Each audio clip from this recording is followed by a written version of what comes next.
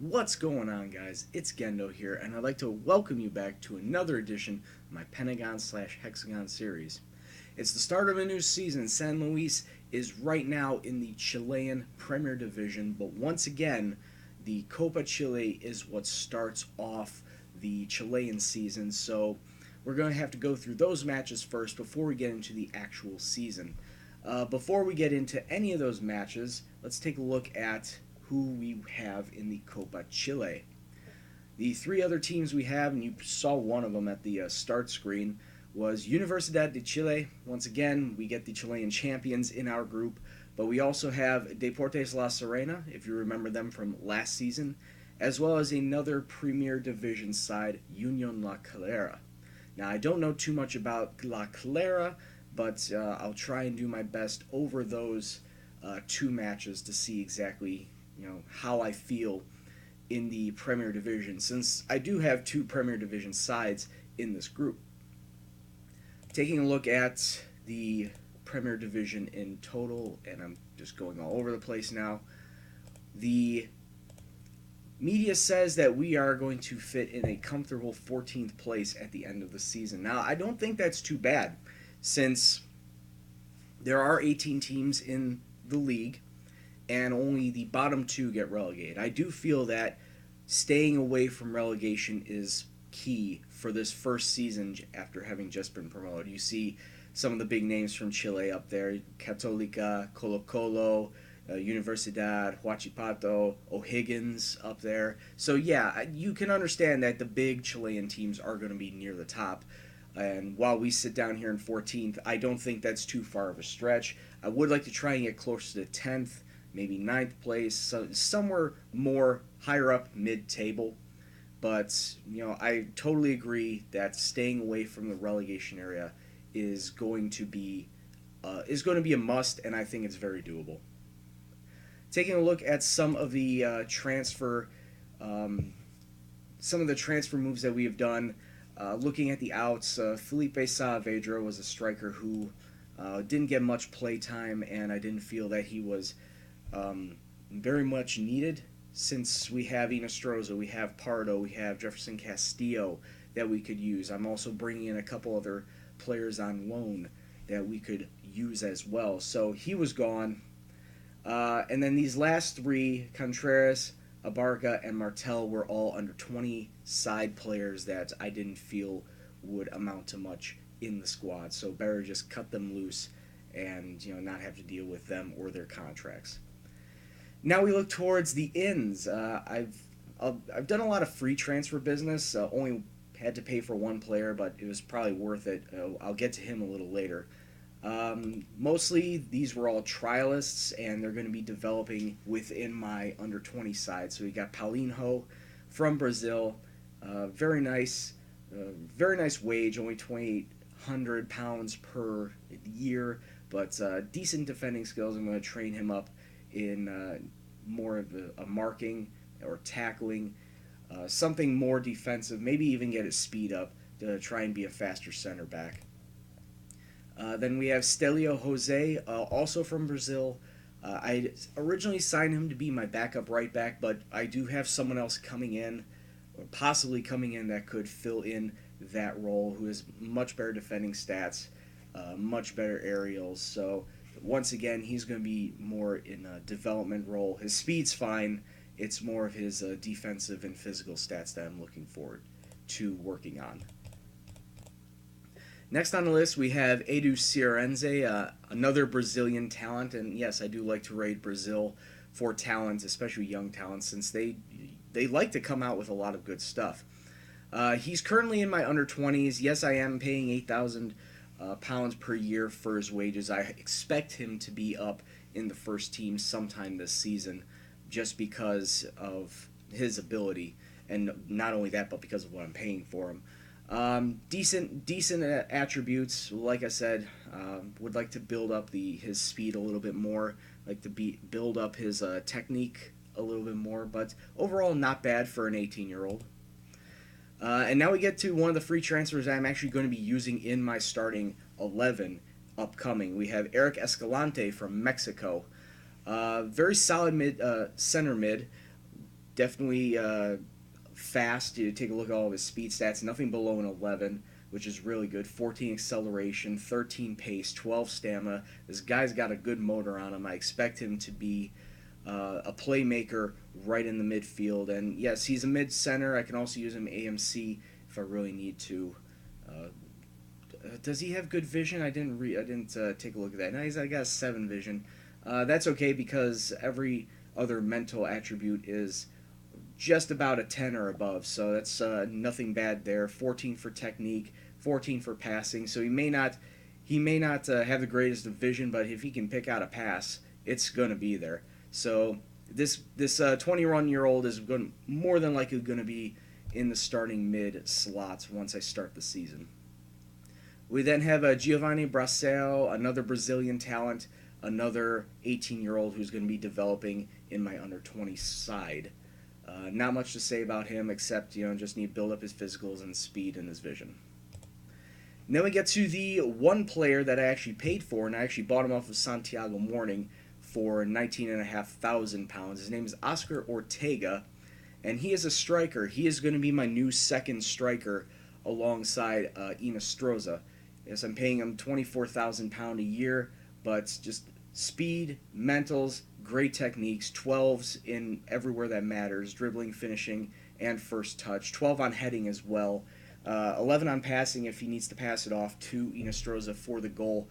Like I said, he is going to be in more of the advanced forward role. I'm not going to play him as the poacher, but I expect him to be a striker first and foremost, and a distributor. If he cannot take the shot, just dump it off to Inestrosa or anyone else that's up there. So I fully expect Ortega to completely help up front and create as many chances as we can and score as many goals as we can as well. And then finally, we loaned in a player from our Uruguayan team, Rentistas. His name is Dario Pereira from Uruguay. He is an AMC, but he plays primarily on the left side. I just want him to take the load off of Jefferson Castillo or Eduardo Otarola there on the left side, just in case they need a rest. And the guy does not have bad stats at all, and I took a look at him on the Rentistas side and was like, you know what, I'm very thin on left mids, might as well loan him in and see how he does. Take a look at his crossing, 13 there, 13 first touch, 13 on passing. The guy is a natural distributor, and I fully expect him to make a big impact on the side when the season begins. Nothing as far as coaching is concerned. I did re-sign everybody else in my coaching squad. I am trying to pull in more attacking-based coaches since we are kind of lax on the attacking and defending side of our training. I'll be looking at that towards or during the Copa Chile just to see if there's anybody out there available. Alright, so let's get to our match, shall we? The first match of this new season in the Copa Chile, San Luis versus Universidad de Chile. And this one's going to be a very tough match, as you would expect from a recently promoted side versus a Chilean champ that's been champion 4 times in the last 5 years. They're running a 3-4-3 setup, and that's very worrying for me because they're going to be ultra attacking, whereas I'm going to try and be somewhat productive. Taking a look at this, we are going back with our traditional 4-4-2 formation. We have Brian Aravena making the opening day start in net because Fernando de Paul, number 1, is injured. Number 2 wanted to stay with the club, so he took a pay cut and is once again back with the club for the next 2 years. He will be my starting goalkeeper as soon as he gets back off of his injury. I believe he's out for 4 to 5 weeks. Yeah, he has a twisted ankle, so he'll be out 4 to 5 weeks, pretty much the duration of the cup. But outside of that, our next 4 will be Joaquin Cortez, Matias Duran, Andres Ferreira, and Eduardo Otarola, the back 4. Mid 4 will be Jorge Troncoso, the previously mentioned Mexican Eric Escalante, Ivan Leva, and Jefferson Castillo. And up top we have Franco Vasquez and Benjamin Inestrosa. Let's kick off. And just one final note saying that all the pressure is on Universidad de Chile to deliver since nobody predicts us to win. So let's let the boys go out there with the feeling that, okay, there's not much that we can do except try and make it as close as possible. And here we go, Universidad de Chile in the blue, San Luis in the yellow, as we try to hit them on a counter now, which is very nice to see. Oh, here we go, Castillo to Inestrosa. You picked the wrong side of the net to shoot, and you got it right at the keeper. Good save. Foul in the box. Come on. Come on, ref. That's another corner. Leyva whips it in. Nobody there on the end of it. Vasquez trying to get it back in. Leyva saves it. Is it a corner? Nope. Stayed in bounds. Just need to try and keep everything in front of us. Like I said, if we lose to Universidad, try not to lose by too much. You know, Stroza tried to go over the top. As Universidad de Chile get it right back and are trying to find some space in the middle. That was a bad clearance. That was a bad attempt at a clearance, and there's the first goal for Universidad de Chile. Yeah, if we lose by 3 or less, I'll take that, but let's be realistic here.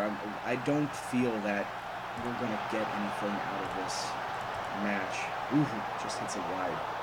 Keeper made a good save there. Yeah, I don't expect, and there's another goal, I don't expect us to get any points from the Universidad matches. I just want to focus on the other 2 teams. Because if we can pull 12 points from those other 4 matches, then we can, well, I would expect us to go through. And I think we should get behind the ball now. Being down 2-0, not a good feeling. I don't care. It's a deep ball to nobody in particular.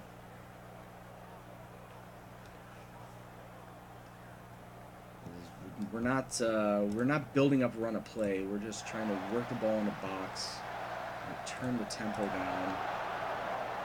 And as Universidad hits it off the crossbar, let me actually pause this, make the changes so nothing happens. Drop deeper, hit early crosses. Yeah, we'll do that. So it's all about just trying to minimize the damage. As Universidad get another free kick, and he hits it right into the wall. Just trying to tighten up the defense. Encourage. If we can get a goal out of this somehow, that'd be great. Troncoso coming up the right. Needs to whip across, and he does, and there we go. Franco Vasquez. Oh, no, he's offside. Saw the ref on the far side. That would have been nice.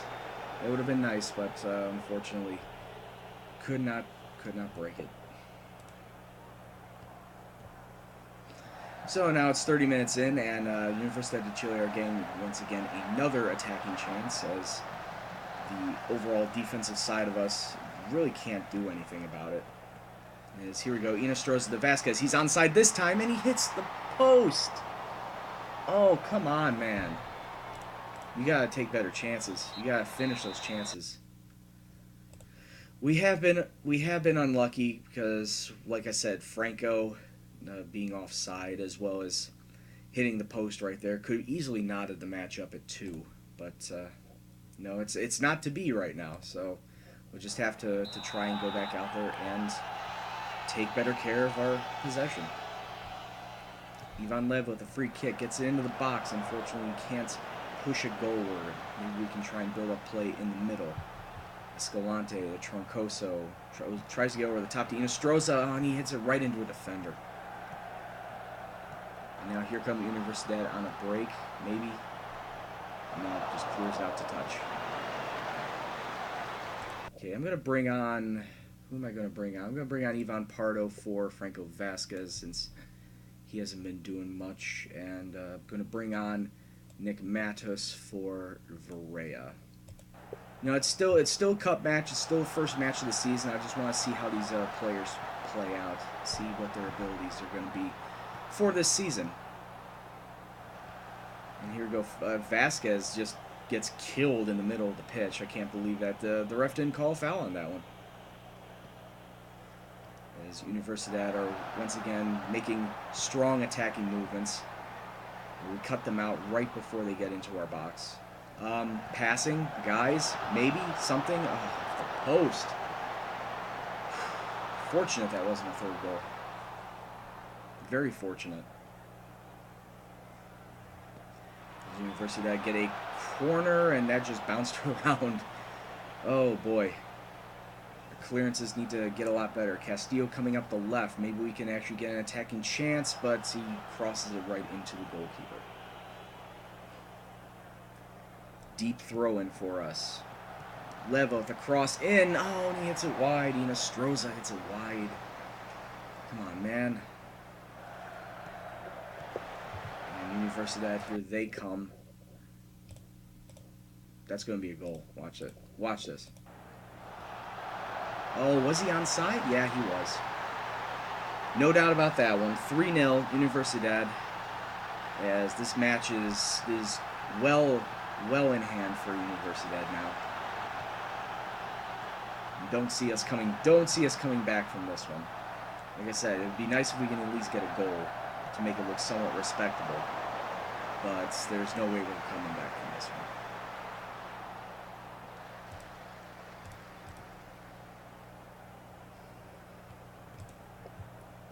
Is there anyone else I can take off at this time? Maybe get some play time.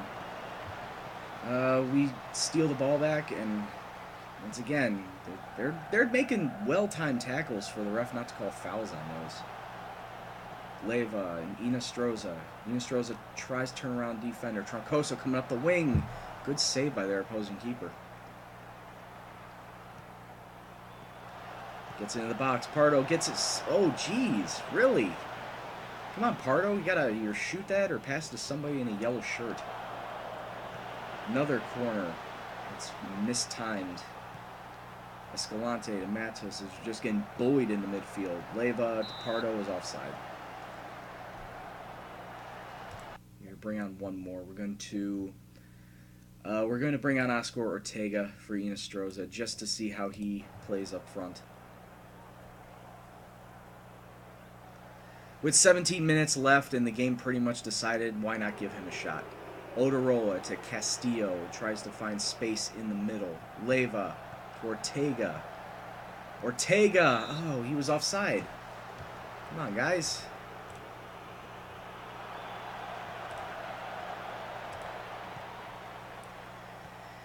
And that's starting to lead into a Universidad counter. However, we dispossess the ball. Castillo coming up the left side. Maybe we can turn it into something. Leva getting the ball now. Needs to find space in the middle to pass it to. Escalante. Troncoso on the wing. Ortega hits it directly at the keeper. Once again, that's another shot on target that could have easily gone in the net had we just placed it better. And then they hit us on the counter. 4-0 for Universidad. And we've had 11 shots taken, 4 of them on target. 3 of them could have gone forward. 3 of them could have gone in net. As Pardo shoots a low burner at the keeper. Easy save for him. Whoops. Yeah, I tried to follow the guys there. And with time winding down, in injury time, it is going to end up 4-0 to Universidad de Chile in the first match of this Copa Chile group stage. Gave up too many goals, and at the same time missed our chances completely. Sympathize. Well, that was bad. You said sympathize. Should have just let you talk to him. Alright, so with Universidad de Chile down, we still have 5 matches to go. Like I said, not too worried about that. A result was never on the cards against them, and I don't see a result in the return leg for them either. I just need to focus on the other 2 teams and try and get 12 points out of them. If I can do that, we'll see. Maybe I'll come in second and advance further than the group stage for the first time in the Copa Chile. But until then, actually, let's take a look how the schedule pops out. No, I'm not gonna livecom Colo-Colo. I'm not gonna livecom that. Maybe we'll livecom against Santiago Wanderers. Yeah, I think we'll do that. When we come back, we'll either livecom Santiago, Everton, or Palestino. One of those three. So, yeah, that'll be on the fly. One of those three. So until then, I'd like to thank you very much for watching. If you like what you saw, if you like bad football, please hit the like button. If you want to be notified of any new videos that I'll be posting, please go and hit the subscribe button.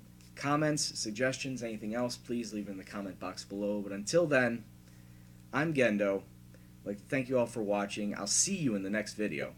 Take care, and peace out.